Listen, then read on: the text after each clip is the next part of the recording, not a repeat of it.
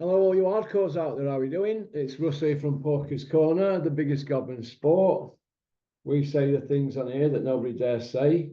We're just waiting for Terry to log on. He should be with us any second. Some tech problems. Nothing new for me, is it? Because I'm an absolute dummy. Here we go. And there you go. How are you doing, Terry? Man, I'm good. How are you, man? You all rested? You refreshed? Yeah, I'm okay. I'm okay. Thought I'd go see my man in the dam. Got the picture. Yeah, like you're carrying on Curtis's good work. Whose work? Curtis's good work. Curtis, Cocky Watchman. Yeah. I'm actually speaking to a couple of people out there who know him, actually. You were out there, you know. But I enjoyed it, and sometimes it's just good to get away in it. Yeah, 100%. Simon Thompson, who runs Porky's Corner Facebook for me, a lovely kid. He's just asked me to ask you. Tell Terry, is he heading west soon? What does that mean? Are you going at west, Sam? Probably Bristol because he's out that way, isn't he? Yeah, he's Bristol, him. Yeah, he's got a few quid. Yeah, Nah, fair play to him. If he's got a few quid, Bristol's a good place to spend a few quid. Probably not before Easter. I think I just need to sort of just lay low for a bit until the weather improves, mate. This is absolutely shocking. This economy's not getting a penny out of me until the weather improves. I sent him a video of that white I had in that club. Mate, He were howling. Oh, mate, he had a shocker. you know, you just want to sit down and go, don't touch me. Just go away. Help. One of them jobs. Everybody's going to get me. Right, there's oh, 2 seconds. I'll get a second. What? Oh, but this is. No, this is not off Big Joe Eagan. Hey, is that from Amsterdam? No, no, no. I don't know. I don't get much mainly unless it's legal letters. Have a look. Hey, listen, mate. You're not getting note back from there, mate. They want to know. They want to see inside the arsehole. Oh, it's that T-shirt off Andy, who's not from Aberdeen. Go on, Andy, lad. Pop, bang. Andy's Cavern, YouTube. Established 2021. Well, you've got to start somewhere. Go on, Andy. Give Andy a like and a follow. He comes on channel. He's been on a couple of years. A lovely kid. Andy, you're a gentleman. I know, right? The best thing about it is, I went round next door to them boys. Here, I had a T-shirt delivered. Went, no. It's usually they go next door.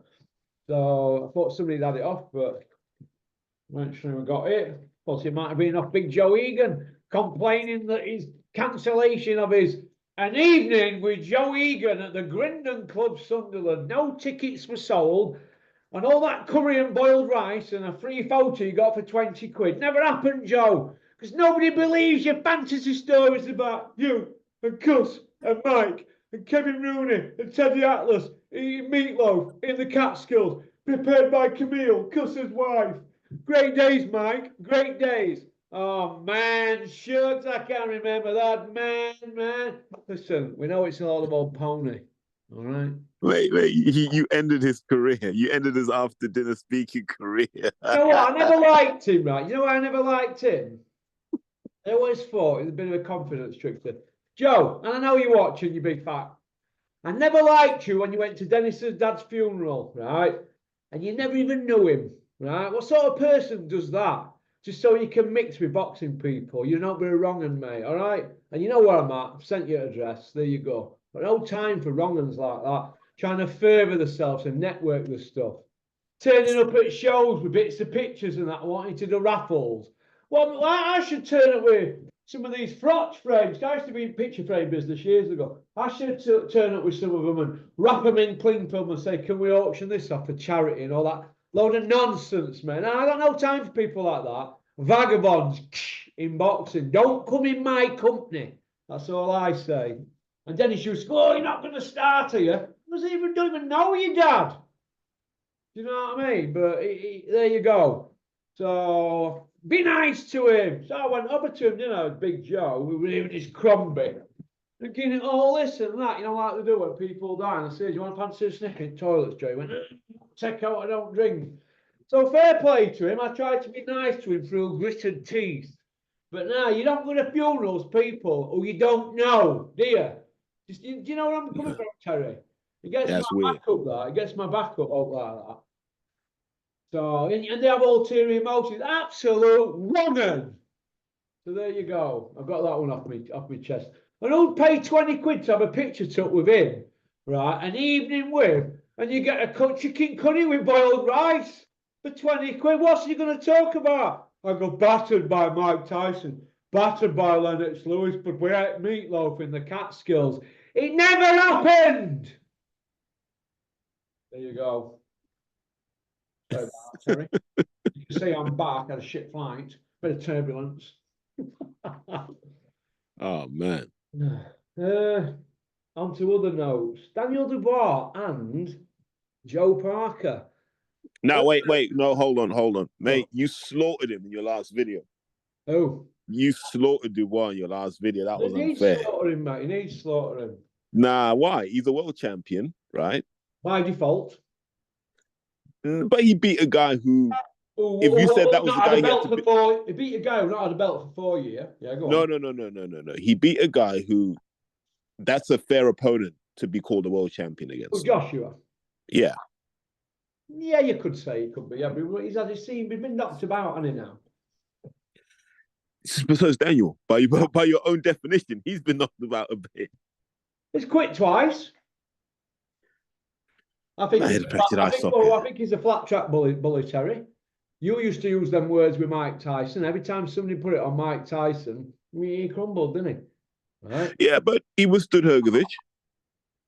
But Hrgovic got a bronze medal, but so did Fraser Clark. Them bronze medals and all that, in my opinion, nowadays, looking at the heavyweight scene, they don't mean pony, mate, do they really? Come on. Hrgovic, bronze. Fraser Clark. Wait. What are they now? No, wait, no. Let's just go through recent memory. Right. Klitschko, gold. We know what he did. Whether you like his style or not, we know what he did. Yeah. Harrison 2000. Yeah. Povetkin 2004. Regular. On a gold. He did all right. It's hit and miss in the Olympics. Some people, it's just the right time. Fraser Clark was probably too old when he won his bronze. Hrgovic was the right age when he won his bronze. But Hrgovic is in and around the top 10 of heavyweights right now. We'd agree on that. So it was a fair challenge for Daniel, psychologically and in terms of boxing. I think you're asking a lot of a 26-year-old kid. Is he 26 or 27 now? But he's a young man, right? A young man who's been sheltered most of his life, and he's literally learning on the job. Not boxing-wise, but life-wise, he's learning on the job. Yeah. I think he's done well because he could have crumbled. Like, think about what you've just said about him. Flat track bully, quit twice is what you said, but this guy soldiered on. You don't soldier on if you're fragile. Miller, come on. Miller's a hard night's work for most people. Whether you think he's good or not, he's a big lump, chin's reasonable, and he's busy. Well, could we say then, to save us getting at it, because me and you can fall out at times, Terry, behind the scenes. Terry, could we say that the jury is still out a little bit under bars and not really come in? Is the jury still out, do you think? But what would bring the jury back in, though, Paul? Who wipes Joe Parker out? I'll get behind him. Okay. But then after that, there's not much left unless he beats Usyk, right?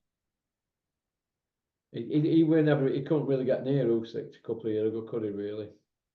Yeah. So that, but there's no one really. That's the problem with Daniel at the moment. There's no one else out there. Yeah. Do you see what I mean? Like, he's dealt with Joshua. Yeah. Wilder's going to be parceled off for AJ to fight at some point. Fury seems to have disappeared off the scene. Fair enough. That kind of just leaves Usyk, and if Zhang's got anything about him, maybe Zhang at a push. Bukoli, obviously the one that no one talks about, the most feared guy who hasn't really beat anyone that we respected. Yeah, Ergovic didn't really do it for me. I know they had this hype around him when Callum Sauerland were going on IFL every other day, bigging him up. Oh, Philip Ergovic's the most avoided. Now they're queuing up for him, aren't they? It's always the way, mate. Once you take that one L, people see how it can be done. Okay. Don Charles. I give him a bit of stick, but is he the go-to guy now? He never was. And I heard that as well. And I thought that was also unfair because Don's never put himself in that space. Yeah. Don's never. You've never really seen Don selling himself. He just had he had his media run where he was like, I can talk now. And he's deserved it because he's kept his mouth shut for a long time when people have disrespected him, like some of your pals have disrespected him in the past. And he had his chance to talk because those guys haven't won what he's won now. So he had his chance. But Don's a guy who I think overperformed with Derek. You have to remember, no one wanted to touch Derek. After Derek won the ABAs, no one wanted to touch him. Yeah? He was wild. He's a crank. No, but I've heard stories about him pissing in people's drinks in gyms and all sorts. Apparently, that's people making it up. He's not like that. No. Derek in the gym, and I'm talking from what I've seen with my own eyes. He's odd because he comes in, does what he wants to do, and leaves. Right, so he'll come in and all hours at day. He only comes in once. Like you don't know what time. You don't know what time he's going to turn up. I've been told. No, mate. This is people making stuff up. That like you really have to check your sources, mate. If they haven't been in the gym week in week out. Okay, then what about Bricktop then saying he went to see him and Don Charles and he just finished his session and he was sat there with a packet of chocolate digestives? That's on IFL. That's fine. Well, he's a heavyweight. Do you know what I mean? Like heavyweights do those sorts of things. That's not dedicated. Okay, but when's the last time you saw him gas out though? Do you know what? He's always throwing, even until he gets stopped or they save him from himself, don't he? Yeah, you don't see Derek gas out. This is what I'm trying to tell you. Until you're around him, you don't realize that as odd as he is, mate, he grafts. Like he's the guy. When we took Jonathan Pilata over there, he said to John, "You want to train in this gym? Saturdays, 5 a.m. Yeah, we're all going to run up by Alexandra Palace. We're all doing the hill sprints. If you're serious, you'll come." Derek was there. Derek never missed those sprint sessions. Good to hear. This is what I'm saying to you, Russ. No, but this is a very serious point. A lot of people will get in your ear to get your favor and all that sort of stuff, and they'll just talk out their backsides, mate. They haven't seen these sorts of things, and so they form these opinions because they heard from someone else who heard from someone else. And then they act like they're the authorities. They're not. Derek's an odd guy, but he works, mate. I've watched him in detail, and I'm like, because I'm trying to figure out who is he. Like this guy will come in, he'll put the Eagles Hotel California on. That's what he'll train to, right? He'll walk in fully kitted out with cowboy boots on, oddly enough, big Burberry coat and a fedora hat. And you're like, what? And he'll walk in with his hands already wrapped, Porky. Brings out his own seat for the exercise bike. Is he dedicated? Is he dedicated? He's a hard worker. You never know if someone's dedicated because you don't see them outside the gym. He's a hard worker, mate. Good. And I'll tell you what I like about him as well. Wow. He doesn't really talk to non-boxers, but if he's got 6 heavyweights, like I remember there was one session, it was JP, Derek was there, Fabio Wardley, Tom Little. Yeah. They were all in the gym together, and Naylor Ball was there as well. And Derek's just talking to these guys, right? And anyone that got close said, no, this is just for the boxers. And he was just giving them advice about boxing. You know, don't fall into the same traps I fell into. Here's some advice for you guys. And he'd say, take training seriously. You don't want to get found out in the ring because you'll mess your money up. Nah, yeah. Derek's not the guy the public see. No. Nah. Oh. And in terms of Don, I was just going to say, in terms of Don, he did more with Derek than any other trainer could have. Yeah. And it's the same with Tunde and Anthony Yard. They've done more with those kids than any other trainer could have done. And I know people are going to jump in your comments with all their stupid theories about stuff. I am telling you this. No, but I'm telling you this, Russ, based on what I've seen on both sides. Coaches tolerate a lot, just to get a performance. I don't think a lot of trainers would have tolerated what those two have. That's all I can say on that. Yeah. Hey, listen, you need the patience of a saint to deal with Derek Chisora, wouldn't you? Because he is a bit eccentric, isn't he? Yeah. He just dances to his own drum now. He should do. I remember seeing an interview with him when he just turned around and said, look, forget your belts. I want money. I'm here for money. At least he's honest. And you got other people going, it's about legacy. I remember Dylan White when he used to go on about legacy, bro, legacy, bro. And what has he got to his record? A vacant British title off Ian Lewinson, a 20 stoner. And that is it. That's Dylan White's story, a.k.a. Barry White. That is it. You know what I mean? Okay. Lawrence Coley and Luis Ortiz, I've been told by a man in the know that he's close. Oh, well, I'm hearing that's one of the options. I think they're looking at others as well, aren't they? Yeah. There are a few other big names that are on that list. What do you think about Ortiz is the one I would swerve. Yeah, Southpaw. Because he knows his way around the ring. Yeah. But who did he get dropped by? Did he get dropped by Martin or Ruiz? Wilder. I think Martin might have dropped him. He's a banger, Martin, isn't he? That's what I'm saying. So maybe Lawrence can, give him the Wilder treatment. Yeah. Okay. Joe Joyce is going to fight that quarter. He nearly ranked 400 on BoxRec. Do you think fight who? Patrick Quarter, I think it is, on 1st of March in Bournemouth. Who the hell's that? Exactly. If you go on BoxRec now, I want to read it out to you. Patrick Quarter. I don't know where they're going with Joe Joyce, but it's on a Bricktop show, Queensbury show. Joe Joyce BoxRec. Let's have a look. 2 seconds. Joe Joyce, 16-3, 40-year-old this year, 6'6", 20 stone. He's had 103 rounds.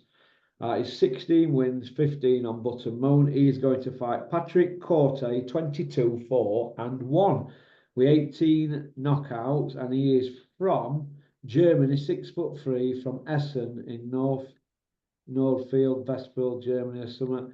And he has just beaten Pavel Sauer, 19 wins, 24 losses, 19-24-0 in a unanimous decision over 6 rounds. Before that, Yui Fury beat him by TKO in the 2nd round last May. So Joe Joyce has gone backwards, in my opinion. That's on a Bricktop show, the 1st of March. No, but I can understand the logic behind it, right? Joe's clearly low on confidence, so there's no point in putting him back into the lion's den for now, is there? So it's best to take him out of the firing line for a bit, let him have a couple of these fights, get his confidence back if it's still there. I'm not going to say work on some things because Joe is who Joe will always be, but I think he needs that self-belief back and that confidence that there's still some juice left in him, and then just go from there. Well, do you think you might have a deal with Bricktop if they're spoon feeding him at moments to get him off at books? Why would you get rid of him if he's still got something there? Like you need. He's got no left, mate. Has he like Wilder? Terry, come on, he's 40-year-old this year. Add 6 years on to Fraser Clark now, bits big freeze. He'd have not left in 6 years. Mate, we said this about Derek, didn't we, after the Caballero fight? Like, we were like, yeah, he should pack it in now. Yeah, and he went on to have a pretty decent run. And that's what I mean. Remember, like with the heavyweights, right? You can swing.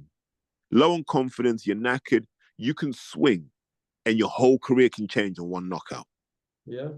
Like the tap So, fight. yeah. So I can see why Frank would keep Joe, because if Joe can still do that, he's valuable. Because when you've got young heavyweights coming up, you need guys like Joe, because they're going to have to feed on someone at some point, aren't they? Yeah. Oh, yeah. Yeah. Can I just comment on your profile picture? You've got Crusher Ben there, Eddie Hills, and Nigel Ben. Why are they all dressed in jumpsuits in a prison? Is that you put their heads on other bodies, have you? No, it's just AI generated. AI generated. Well, yeah. You never know. They might end up going to jail for what they're about to do, but we'll get to that part too. Well, I'm telling you now. Well, didn't we have a bit of a discussion? Didn't Eddie say at one point, we have weight divisions for a reason? Otherwise, you'd have people like Barry McGuigan fighting Frank Bruno, wouldn't you? That'd have been a good fight. 50-50? Probably had Barry McGuigan as a favourite in that one pop fight. Okay.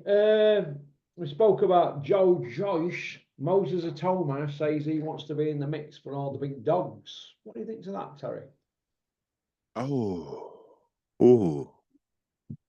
So, having met Moses, he's not making that up. He genuinely feels that all these guys can get it. Like, that's how he feels right now. And it's actually a lot of restraint on his part that he's being as humble as he is. But I just think with the heavyweights, you have to go through stuff first, right? I think you have to come through something as a heavyweight first. Because it's just, think about this, Russ. Your head's not that much smaller than his head, right? And who's head? It's Alma. Yeah, he's got a big old TV head on him, hasn't he, Atoma? No, your head's about the same size, man. I've been around you guys, but look at the difference in body size.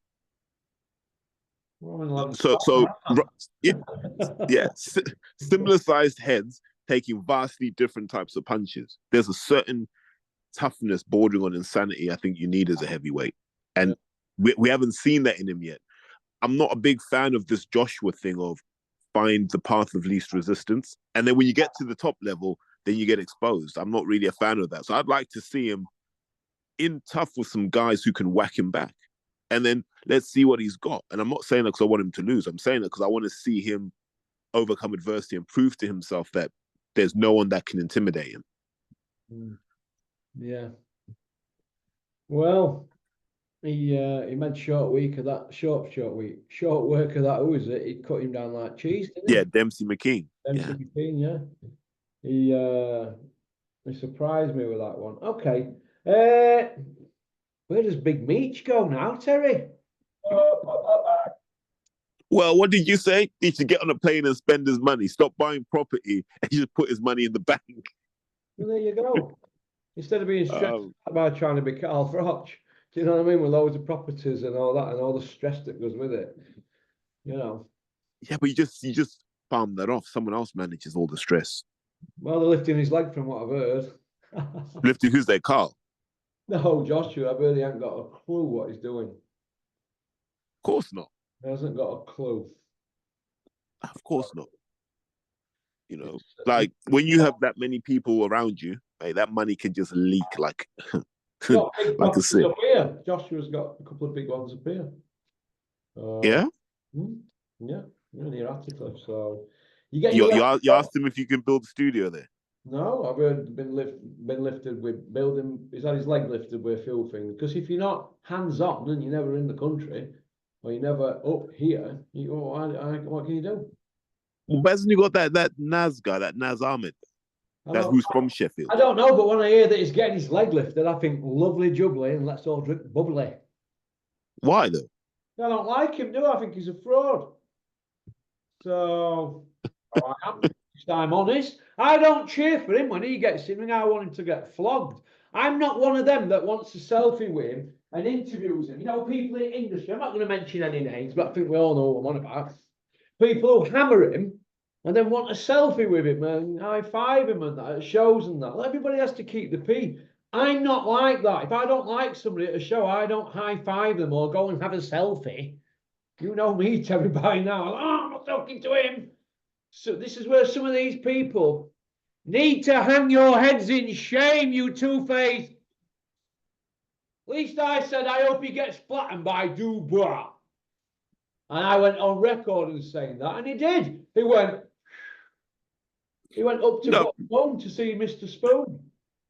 No, but I'll give you an example, right? I'm not necessarily the biggest Joshua fan, and I'm not. I'm not. But I respect what he's done, because think of what the alternative would be.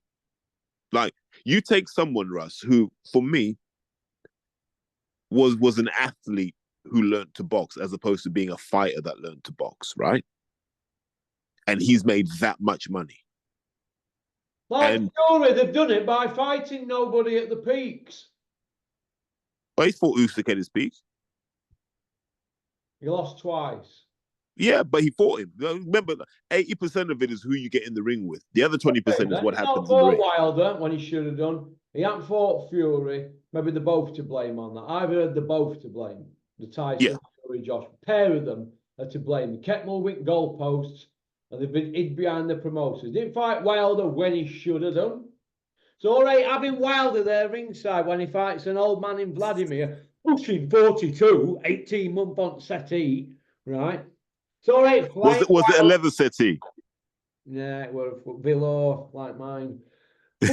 Pushing 42, flying him over, bigging it up. Wilder's next for the winner between Vladimir and AJ. Ooh, Adam Smith there going, the torch paper's been lit. The blue ribbon division is on fire. Boxing's booming. Where was that fight, Beanie? Super Bean? It weren't there. It never happened. You know, they talk a good game before a big show to get us all on up, and then they just disappear. You know what I mean? And you know what? You said something the other day that stuck with me, and it stuck with people in the comment section, and especially emails. Adam Azine and Dalton Smith. We're going to be talking about this in another 5 years, and they still want a fight. Oh, it needs building up, Shane McGuigan said.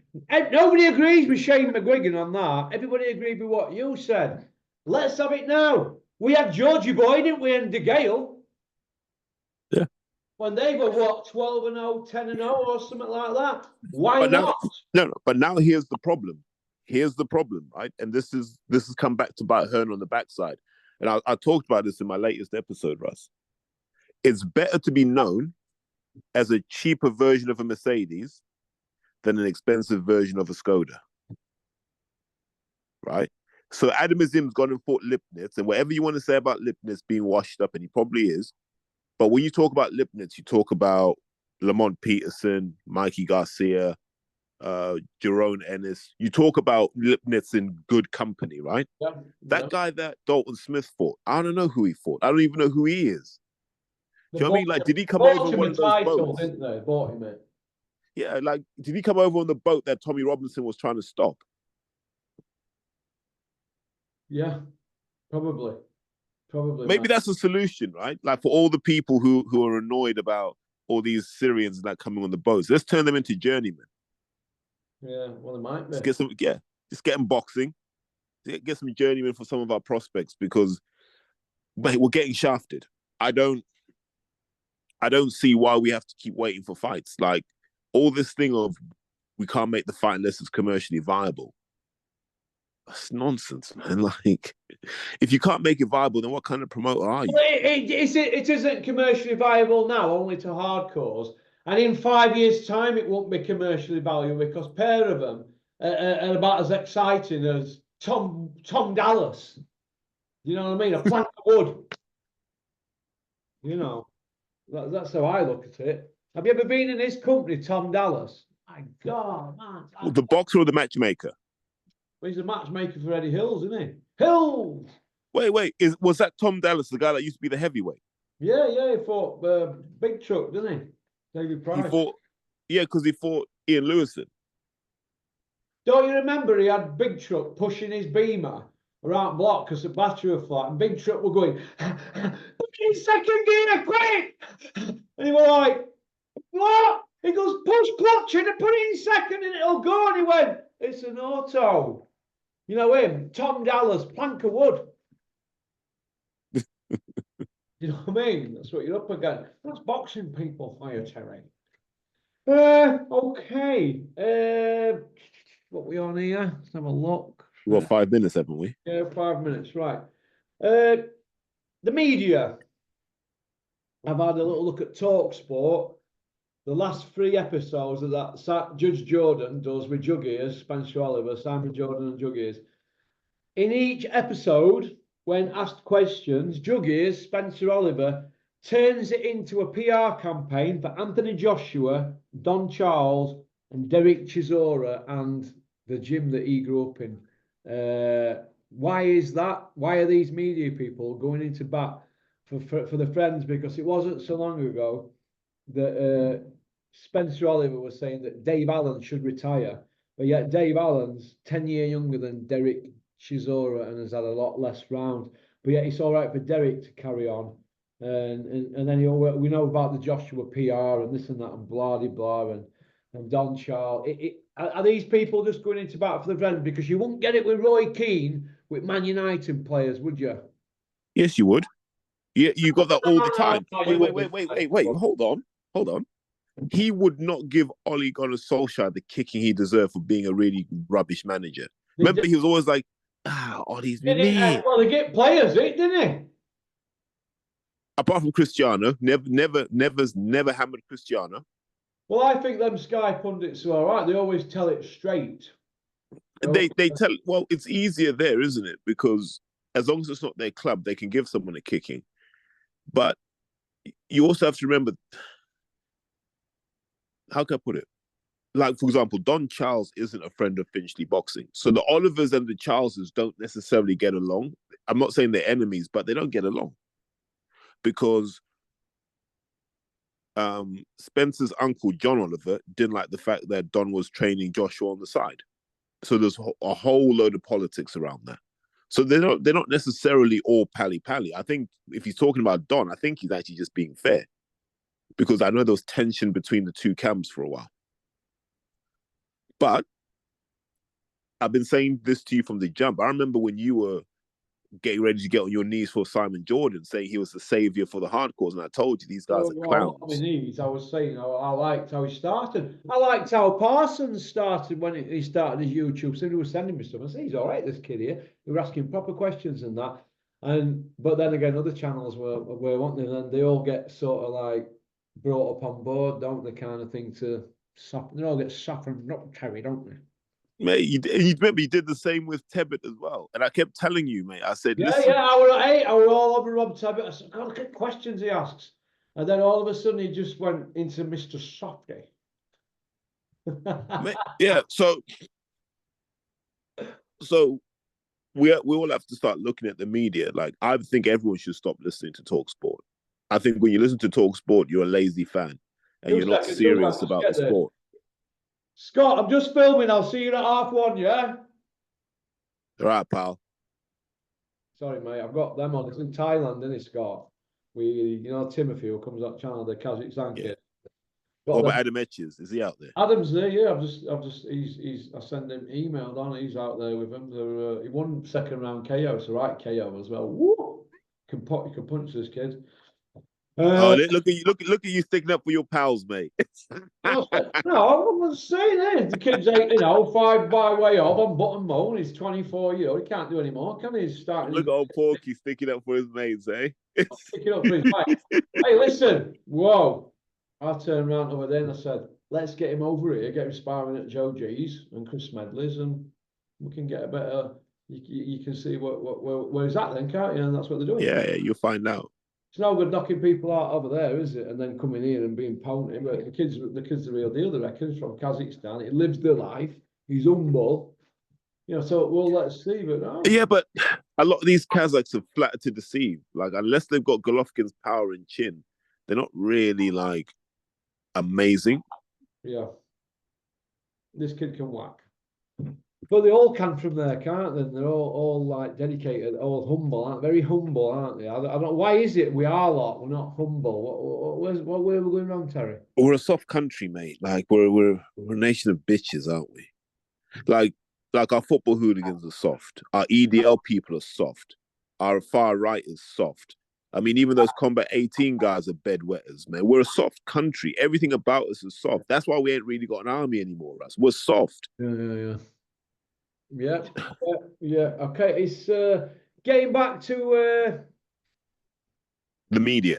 the media. I'm not digging Jug ears out. Well, I am Jug ears. I'm just basically saying I'm fed up with him going into bat for Chisora, AJ, and Don Charles and all things Finchley.